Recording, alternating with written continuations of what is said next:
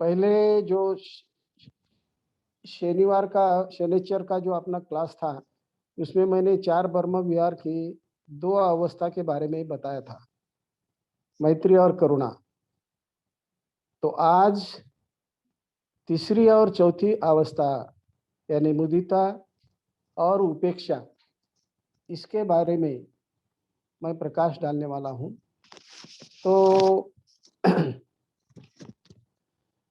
तो ऐसा कहते हैं धम्मपद में, मग्गान अट्ठितो शेठो सच्चान चतुरे पदा विरागो शेट्टो धम्मान द्वीप दानस्य चक्षुमा। भगवान बुद्ध का आर्य अष्टांगिक मार्ग सभी मार्ग में श्रेष्ठ है और सत्य में 4 आर्य सत्य श्रेष्ठ है। और धम्म में विराग, मन की विराग अवस्था, वीतरागी अवस्था, वो महान होती है, श्रेष्ठ होती है। और भगवान बुद्ध द्वीप दानस्य यानी समूचे जगत में सबसे महान ऐसे महामानव है। वो क्यों महामानव हो चुके हैं? क्योंकि उन्होंने ये मध्यम मार्ग, आर्य अष्टांगिक मार्ग बताया है। तो आर्य अष्टांगिक मार्ग जो समूचे मानव के जीवन में सुख लाने का जो मार्ग है, क्यों उन्होंने बताया, उसके बारे में भी आज अपन देखने वाले हैं। तो ये बहुत ही बड़ी बात है कि ये मध्यम मार्ग ही क्यों भगवान बुद्ध ने दिया है। तो सबसे पहले मुदिता भाव की तरफ देखेंगे कि 4 ब्रह्म विहार की तीसरी अवस्था है मुदिता। मुदिता यानी आनंद, खुशी मनाना। कहाँ मनाना खुशी और आनंद? औरों के बारे में, औरों के जीवन में जो आनंद होता है उसमें अपन आनंद लेना चाहिए, खुशी मानना चाहिए। लेकिन सही मायने में बात क्या है कि जैसा एक व्यंग्य चित्रकार ने बताया है कि कोई अपनी परेशानी यदि बताता है तो अपन अपने भीतर में यदि झांक के देखेंगे तो बड़ा संतोष लगता है। ये बहुत अटपिट यानी अचरज की बात है कि सही मायने में औरों के खुशी में अपन खुशी मनाना चाहिए, लेकिन सही अंदर से झांक के यदि देखे ना तो उसकी परेशानी सुनने के बाद अपने अंदर एक प्रकार का यानी संतोष निर्माण होता है। तो ऐसा क्यों होता है? इसका कारण है कि औरों के बारे में अपने चित्त में सकारात्मक भाव नहीं रहता है, इसलिए ऐसा होता है। यदि सभी इस समुचे जगत में रहने वाले मानव के बारे में यदि सकारात्मक भाव अपने चित्त में है तो लेकिन औरों की खुशी में अपन खुशी मनाते हैं, आनंद लगता है। और इसीलिए जागृति की भी जरूरत है, स्मृति भी बढ़ाना पड़ती है। और ये स्मृति और जागृति सिर्फ ध्यान साधना से अपन बढ़ा सकते हैं। और इसीलिए औरों के जीवन में जो खुशी होती है उसमें अपन भी खुशी मनाना, आनंद मनाना, इसलिए सकारात्मक भावना की जरूरत होती है, जागृति की जरूरत होती है अपने पास। तो अपन आनंद लेते हैं, खुशी मनाते हैं या तो नहीं मनाते हैं। तो ऐसा कहते हैं बौद्धों का ये सद्गुण है। कौन सा सद्गुण है? आनंद या खुशी मनाना औरों के जीवन के बारे में, औरों के बारे में। ये बौद्धों का सद्गुण है, ऐसे भगवान बुद्ध कहते हैं। और यदि औरों के बारे में सुनने के बाद अपने को सुख नहीं लगता है, आनंद नहीं लगता है, खुशी नहीं लगता है, तो उसे बौद्ध कहलाते नहीं है। उसे बौद्ध बोलना ठीक नहीं है, वो बौद्ध हो ही नहीं सकता। क्योंकि भगवान बुद्ध कहते हैं यानी औरों के जीवन में औरों के बारे में सुख मानना, आनंद मानना, खुशी मानना, ये बोधों का सद्गुण है। और ये भी खुशी नहीं लगती, आनंद नहीं लगता औरों के जीवन के बारे में, तो वो बोध हो नहीं सकता है। ये बात ये अपन ख्याल में रखना है। सच्ची मुदिता का विकास अपन कर सकते हैं, कब कर सकते हैं? सिर्फ सकारात्मक भाव बढ़ा के और जागृति का विकास करके, स्मृति का विकास करके अपन मुदिता का भाव बढ़ा सकते हैं अपने जीवन में। जैसे इंग्लैंड की पुरानी जमाने की बात है कि धर्म का संबंध नैराश्य, उदासीनता से जोड़ते थे। पुराने काल में, एंशिएंट टाइम, पुराने समय में, ये इंग्लैंड में और पौवर्ते देश में, जो पाश्चिमात्य देश में, उनके ऐसे ख्यालात थे कि धार्मिक जीवन यानी कैसा है? नैराश्यपूर्ण है और दुख जीवन है। जो भी धार्मिक है वो कैसा रहना चाहिए? यानी उसके चेहरे पर नैराश्य रहना चाहिए, दुख की भावना रहना चाहिए। उसे वो ज्यादा, बहुत ही ज्यादा धार्मिक समझते थे। ये यानी पुरानी बात है, यानी पाश्चिमात्य देश की और इंग्लैंड देश की। लोगों की क्या भावना थी? तुम जितना भी गंभीर और दुखी दिखेंगे उतना धार्मिक वो समझते थे। ये उनकी भावना थी धार्मिक व्यक्ति के बारे में, ये धारणा थी उनके मन में।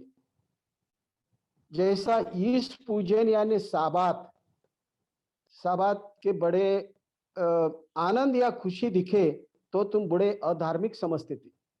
साबात यानी क्या है? ये ईश्वर को पूजने का दिन है, उसको साबात बोलते हैं अंग्रेजी में। मराठी में ईश पूजन बोलते हैं। उस दिन तुम बहुत ही गंभीर दिखना चाहिए, तो उसे वो ज्यादा धार्मिक समझते थे।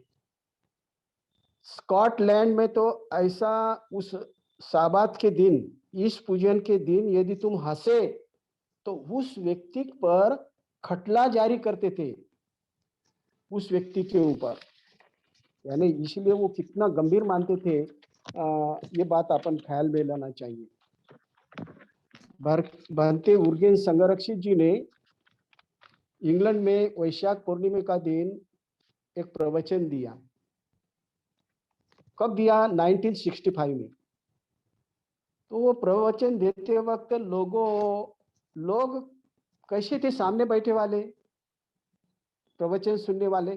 जैसे कि किसी अंत यात्रा में गए, ऐसे भाव उनके चेहरे में था। खुशी बिल्कुल नहीं थी, गंभीर, जैसा अंत यात्रा में चलते वक्त, शमशान भूमि की तरफ जाते वक्त कैसे अंत यात्रा में अपने चेहरे पे भाव रहते, वैसे गंभीर थे। तो भंते उर्गेन संगरक्षी जी ने क्या किया? कुछ विनोद करने का प्रयास किया या कुछ व्यंग्यात्मक संदर्भ देने का प्रयास किया, तो भी तो लोग क्या हो गए? वहां के श्रोते अचंभित हो गए। यानी ये क्यों विनोद कर रहे प्रवचन देते वक्त? धार्मिक व्यक्ति ऐसा नहीं होता है, धार्मिक व्यक्ति बहुत गंभीर होता है, ऐसा उनके मन में ख्याल आ रहा था।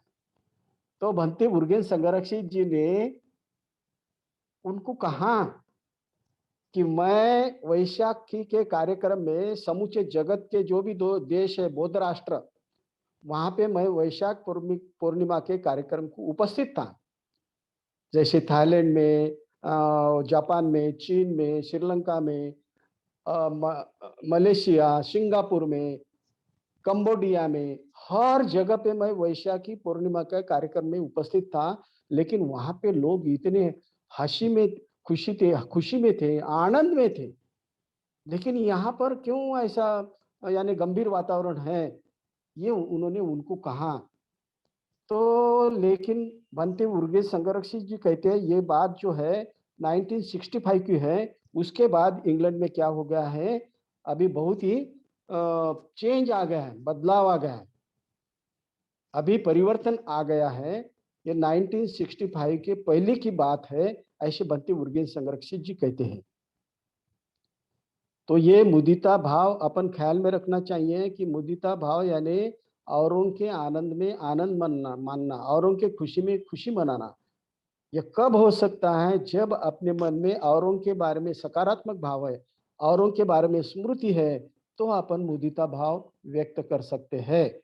और औरों के बारे में खुशी मनाना ये बौद्धों का सद्गुण है। ये जो बात है अपन ख्याल में रखना चाहिए। और यदि औरों के बारे में खुशी अपने चित्त में यदि नहीं लगती है तो उस व्यक्ति को बौद्ध व्यक्ति नहीं कह सकते हैं। ये बहुत ही मायने रखती है, ये बात बहुत इंपॉर्टेंट है, अपन ख्याल में रखना चाहिए। और चौथी जो ब्रह्म विहार की अवस्था है, उपेक्षा भावना।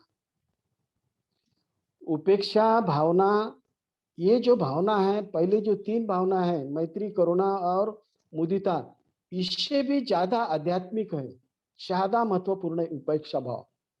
कोई के क्या क्या कहते हैं, उपेक्षा भाव यानी बहुत शांतता, निश्चलता, शांतता का भाव रहना, उसको उपेक्षा कहते हैं। लेकिन जैसा कि आनंद ने कहा है कि कल्याण मित्रता ये आधा जीवन है, लेकिन भगवान बुद्ध कहते हैं आनंद तुम ऐसा मत कहना कि कल्याण मित्रता ये पूरा जीवन है, संपूर्ण जीवन है, धम्म जीवन है, आधा जीवन नहीं है। ये बात भगवान बुद्ध ने आनंद को बताया है। तो बाबा साहब का तो सभी के बारे में बहुत ही उनके बारे में आनंद था। सब समाज के बारे में, पूरे भारत देश में जो भी समाज रहते, जो भी मानव रहते, उनके बारे में उनके मन में बहुत ही कल्याण मित्रता थी। और इसीलिए बाबा साहब का जो जीवन है, भगवान बुद्ध को गुरु मानते हुए ये जो कल्याण मित्रता उन्होंने समाज को दी है, वो कल्याण मित्रता समूचे जगत को दी है। इसलिए डॉक्टर बाबा साहब आम्बेडकर भारत देश की कल्याण मित्र नहीं है, संपूर्ण जगत के कल्याण मित्र बन चुके हैं। तो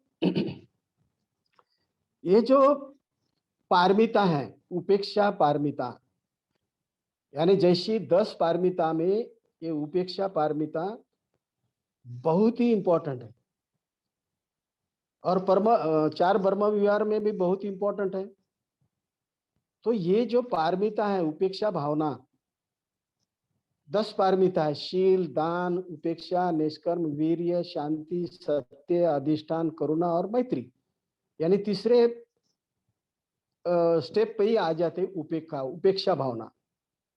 तो उपेक्षा यानी शांतता, शांत रहना, यानी संतुलन रखना। ये जो पारमिता है, उपेक्षा पारमिता, ये सभी बाकी के सब पारमिता का संतुलन रखती है।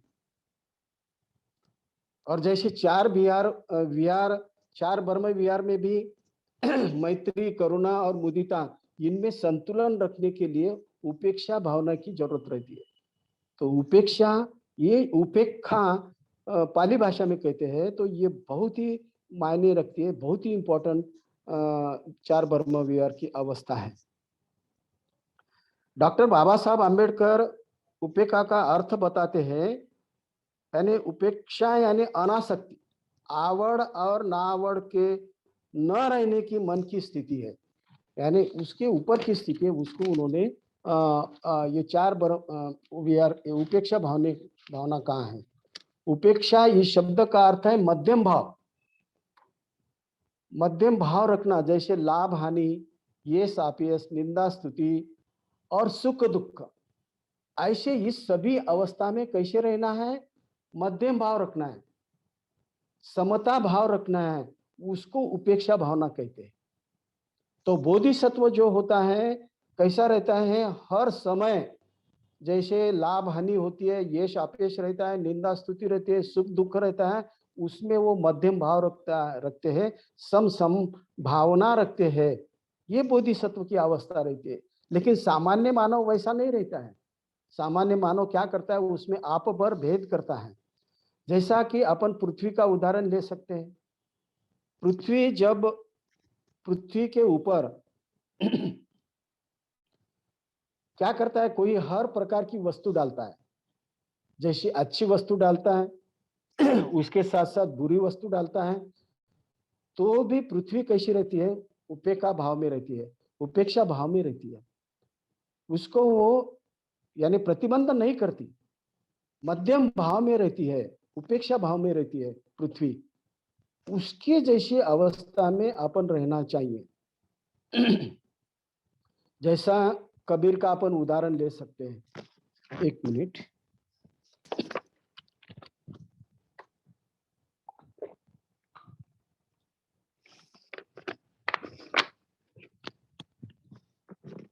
कबीर का कबीर का एक दोहा है। कबीर जी कहते हैं, कबीरा खड़ा बाजार में, मांगे सबकी खैर, ना किसी से दोस्ती ना किसी से बैर। यानी किसी के साथ दोस्ती भी नहीं है और किसी के साथ बैर भी नहीं है। ऐसी मन की अवस्था, उसको उपेक्षा भाव कहते हैं। तो ये उपेक्षा भाव में अपन हमेशा रहना चाहिए। भगवान बुद्ध भी ये उपेक्षा भाव में निरंतर रहते थे, इसलिए इस जगत के महानतम अवस्था में वो पहुंच गए, महानतम मानव कहलाने लगे। तो इसलिए उपेक्षा भावना में हमेशा अपन रहना चाहिए। जैसा ज्ञान प्राप्ति करने के पूर्व में भगवान बुद्ध को उनको भ्रमित करने के लिए या उनको डराने के लिए मार आ गया, और मार के साथ उस मार कन्या भी थी। तो ये मार यानी मन की अकुशल अवस्था। तो ये मार क्या करता है, औरों को डराता है या भ्रमित करता है। तो मार के वजह से भगवान बुद्ध यानी सिद्धार्थ, जब सिद्धार्थ थे, उनके मन में डर भी प्राप्त नहीं हो गया और भ्रमित भी नहीं हो गए। सिद्धार्थ कहते हैं, मेरे पास श्रद्धा है और मेरे पास वीर्य है, तो मुझे तू डरा भी नहीं सकता है और भ्रमित भी नहीं कर सकता है। तो उसके बाद मार ने क्या किए, उनकी जो कन्या है मार कन्या, उनको भेज दिए भगवान बुद्ध को उनके मार्ग से, सत्य के मार्ग से यानी प्रतिबंध करने के लिए। उस मार कन्या के पास क्या था, वीणा था। वीणा का वादन कर रही थी, वीणा बजा रही थी। तो सिद्धार्थ ने उसकी तरफ ख्याल दिया और चिंतन किया, अपने चित्त में चिंतन किया। क्या चिंतन किया, ये जो वीणा है बहुत ही सुमधुर आवाज आ रहा है, लेकिन सिद्धार्थ के मन में आया, ये वीणा को यदि ज्यादा, वीणा की तार यानी ज्यादा तान दी है तो उसका आवाज बेसुर आता है, और यदि वीणा का ढीला छोड़ दिया उसका तार तो उसका भी आवाज बेसुर आता है। तो इसीलिए उन्होंने ऐसा चिंतन किया कि मध्यम भाव ये बहुत इंपॉर्टेंट है, और इसलिए वीणा का जो आवाज है वो सुमधुर आ रहा है। तो भगवान बुद्ध ने चिंतन किया, चार आर्य सत्य का चिंतन किया उस वक्त सिद्धार्थ ने, और उनको लगा दुख दुख निरोध और दुख निरोधागामिनी प्रतिपदा, ये जो उनका चिंतन जारी था, और उसके वजह से उन्होंने दुख निरोधागामिनी प्रतिपदा यानी आर्य अष्टांगिक मार्ग, ये मध्यम मार्ग का चिंतन, उनके चिंतन से ये आ गया उनके चित्त में। और इसीलिए समूचे जगत को भगवान बुद्ध ने ये मध्यम मार्ग का, ये धम्म की शिक्षा दी है। यदि आर्य अष्टांगिक मार्ग, इस मध्यम मार्ग का यदि अपन अपने जीवन में आचरण में लाए तो उस व्यक्ति के जीवन में सुख आता है। तो ये जो मध्यम मार्ग की शिक्षा है भगवान बुद्ध ने ये समूचे जगत को दी है, सिर्फ भारत देश के लोगों को नहीं है। ये नए मानव के लिए नया संशोधन था भगवान बुद्ध का। समूचे जगत को बुद्ध की शिक्षा की जरूरत है। क्यों जरूरत है, बुद्ध की शिक्षा से ही हर व्यक्ति प्रबुद्ध मानव बन सकता है, जीवन में महान मानव बन सकता है। और इसीलिए ये चिंतन करते करते करते वक्त भगवान बुद्ध सम्यक संबुद्ध हो गए, ये मध्यम भाव का चिंतन करते करते। और उसके साथ साथ समूचे जगत को ये मध्यम भाव की अवस्था यानी आर्य अष्टांगिक मार्ग की शिक्षा समूचे जगत को दी। तो ये सबसे बड़ी बात है मेरे प्यारे भाई और बहनों कि अपन ख्याल में रखना चाहिए। ये मध्यम भाव की शिक्षा भगवान बुद्ध ने सभी मानव को क्यों दी है, समूचे जगत को क्यों दी है। तो ये जो भाव है मेरे भी मन में मुझे सब यानी जब मेरे गहराई से मैं सोचने लगा, चिंतन करने लगा, तो ये नहीं कितना महान भगवान बुद्ध है कि जिन्होंने इस नए जगत के मानव को किसकी जरूरत है, मध्यम भाव की जरूरत है। ऐसी शिक्षा समूचे जगत में किसी भी धम्म की नहीं है।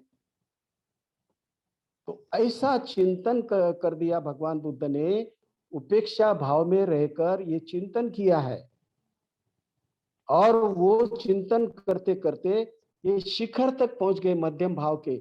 और इस नए जगत को नए जगत के नए मानव को ये मध्यम भाव की शिक्षा उन्होंने दी है भगवान बुद्ध ने। तो ये अपन ख्याल में लेना चाहिए। यानी कितना महान संशोधन इस जगत में शायद किसी ने भी नहीं किया होगा अब तक, या भविष्य काल में भी नहीं करेंगे कोई। यानी मानव के सुख का रास्ता उन्होंने इस उपेक्षा भाव के चिंतन से उन्होंने सबके लिए खुला किया है। इसलिए भगवान बुद्ध कहते हैं कि मैंने अमृत का द्वार सबके लिए खुला किया है। अमृत का द्वार यानी निर्वाण अवस्था। ये जो निर्वाण अवस्था है, पवित्र जीवन जीने की अवस्था, समूचे जगत में किसी भी धर्म संस्थापक ने नहीं दी है, किसी भी। तो यानी भगवान बुद्ध की सोच जो है, थिंकिंग यानी थॉट जो था, कैसा था, यूनिवर्सल था, वर्सटाइल था। इसीलिए वो महान बन गए और समूचे जगत को ये उपेक्षा भाव से ये रास्ता उन्होंने बताया है। ये मध्यम मार्ग यानी बुद्ध के विचार का फलित है, ये फ्रूट है भगवान बुद्ध के विचार का। और उसे ही अपन ज्ञान कहते हैं और वही उसी को अपन प्रज्ञा कहते हैं। तो शांति और प्रज्ञा इनका मिलाप यानी उपेक्षा भाव। उपेक्षा भावना में क्या रहती, शांति यानी सहनशीलता, और प्रज्ञा, ये दोनों का मिलाप यानी उपेक्षा भाव। तो इस उपेक्षा भाव की अवस्था में जैसा कि डॉक्टर बाबा साहब आम्बेडकर का भी अपन मिसाल ले सकते हैं। जैसा डॉक्टर बाबा साहब आम्बेडकर जी यानी फॉरेन में, प्रदेश में, विदेश में शिक्षा के लिए थे, पढ़ाई के लिए गए थे, अमेरिका में पहले बार, बाद में इंग्लैंड में। तो अमेरिका में जब वो स्टूडेंट बन के रहते थे, हॉस्टल पे रहते थे। और वहां पे एक दिन शाम का खाना खाते वक्त दूसरे एक स्टूडेंट ने खाना खाते वक्त वो खाने की जो प्लेट है यानी बाबा साहब आम्बेडकर के मुंह पे फेंक कर मार दिया, उन मुंह पे मार दिया। वो खाने का उसमें खाना था परोसा हुआ उस प्लेट में, और वो प्लेट बाबा साहब के मुंह पे फेंक के मारा। तो बाबा साहब इतने सहनशील थे, इतने उपेक्षा भाव में थे कि उन्होंने सोचा, आप सभी को मालूम है बाबा साहब कैसे थे, बहुत बलदंड थे, बलवान थे। 10 लोगों को अकेले काफी थे, इतने बलवान थे। लेकिन उन्होंने शांति का आचरण किया। उनके मन में उन्होंने सोचा, मैंने यदि ये स्टूडेंट का बदला लिया, रिवेंज लिया, तो मैं तो दूसरे ने दिए हुए पैसे के ऊपर, स्कॉलरशिप के ऊपर मैं यहाँ पे पढ़ने के लिए आया हूँ। और यदि मेरी ये गुस्ताखी उनको जो मालूम हो गई तो मुझे ये देश छोड़ के वापिस जाना पड़ेगा। तो ऐसे है महामानव, ऐसा विचार मन में करते हैं, उपेक्षा भाव में रहते हैं। ये एक उपेक्षा भाव का उदाहरण डॉक्टर बाबा साहब आम्बेडकर का अपन ख्याल में लेना चाहिए। और दूसरा मिसाल अपन देख सकते हैं डॉक्टर बाबा साहब आम्बेडकर जी का उपेक्षा भाव का, कि 1927 में जब महाड़ का सत्याग्रह था, और महाड़ के सत्याग्रह के वक्त ये सवर्ण लोगों ने क्या किया, बहुत ही वहां पे अन्याय अत्याचार किया। यानी बहुत बड़े तादाद में स्त्री पुरुष वहां पे आ गए थे उस सत्याग्रह में, और उनके लिए शाम का खाना बनाया था, बना रहे थे, खाना तैयार जारी था। उस वक्त वो सवर्ण लोग आ गए बहुत ज्यादा भीड़ में, और वो जो खाना है, पकाया हुआ खाना, उन्होंने मिट्टी में मिला दिया। यानी लातों से सब वो जो वेजिटेबल है, रोटियां है, सब माटी में मिला मिला दिया।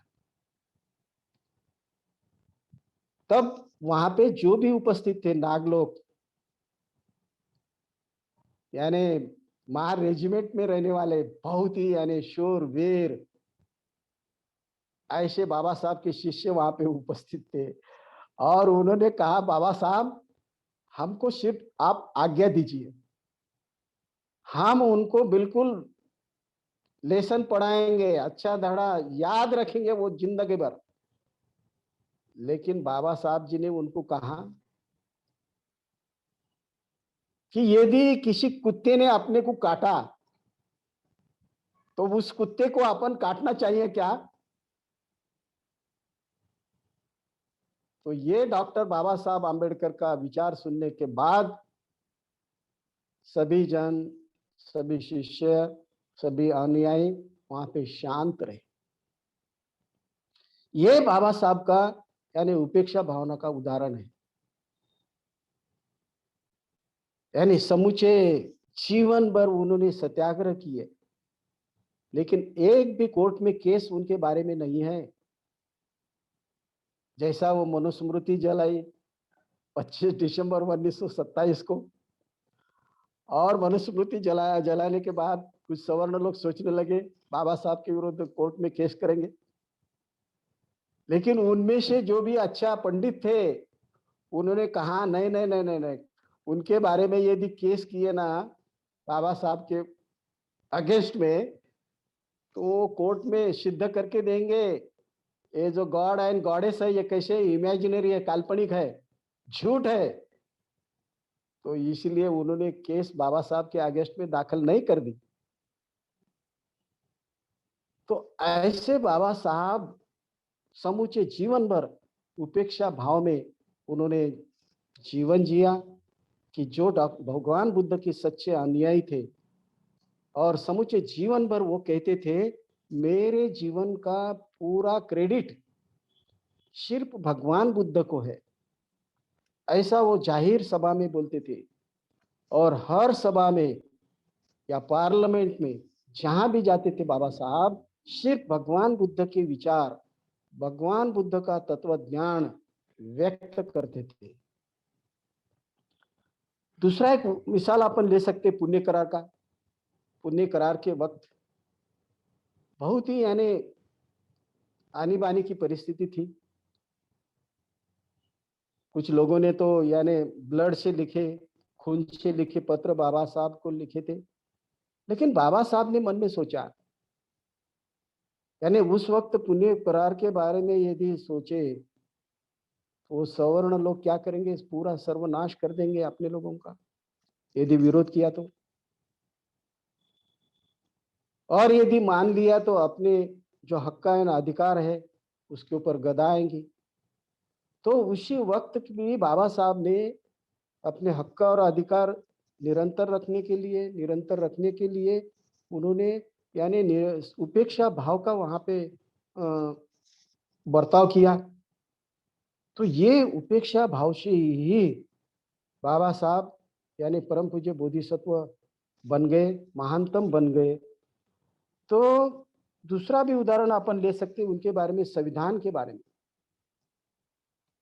संविधान में उन्होंने यानी समता, स्वातंत्र्य और बंधुत्व, ये भावना, ये त्रिय पर समाज रचना भारत की प्रजातंत्र कैसा होना चाहिए, समता, स्वातंत्र, बंधुत्व के ऊपर डिपेंड रहना चाहिए। और वही तत्व बाबा साहब ने संविधान में लाया है। और इसीलिए संविधान समूचे जगत में सबसे महान है, सबसे श्रेष्ठ है। और आज जो भारत देश समूचे जगत में जो प्रगति की राह पर चल रहा है, उसका पूरा क्रेडिट संविधान को है, बाकी और किसी को भी नहीं है। नहीं तो क्या हो रहा था, वैदिक भारत और बहिष्कृत भारत, इन दोनों में से भगवान बुद्ध ने प्रबुद्ध भारत, ये मध्यम भाव की शिक्षा संविधान में दिया है, प्रबुद्ध भारत। तो ऐसे उपेक्षा अवस्था में डॉक्टर बाबा साहब आम्बेडकर जी थे और भगवान बुद्ध भी थे। और इसीलिए भगवान बुद्ध ने मध्यम भाव की शिक्षा यानी आर्य अष्टांगिक मार्ग कि जो समूचे मानव के जीवन में सुख का झरा निर्माण कर सकता है, इसलिए वो शिक्षा भगवान बुद्ध ने बौद्ध धर्म के द्वारा दी है। इसलिए मगान आठो शेठो सच्चान चतुरे पदा विरागो शेट्टो धम्मान द्वीप दानस्य चक्षुमा। तो सभी मार्ग में सबसे श्रेष्ठ आर्य अष्टांगिक मार्ग है और सभी सत्य में सर्वश्रेष्ठ चार आर्य सत्य है। और धम्म में जो विराग अवस्था, वितराग अवस्था में रहने वाला जो भी मानव है वो श्रेष्ठ है। और समूचे जगत में चखुमा यानी सर्वश्रेष्ठ मानव भगवान बुद्ध है समूचे जगत में। तो मेरे प्यारे भाई और बहनों, समय हो चुका है, मैं यहाँ पे ठहरता हूँ। जय भीम, नमो बुद्ध।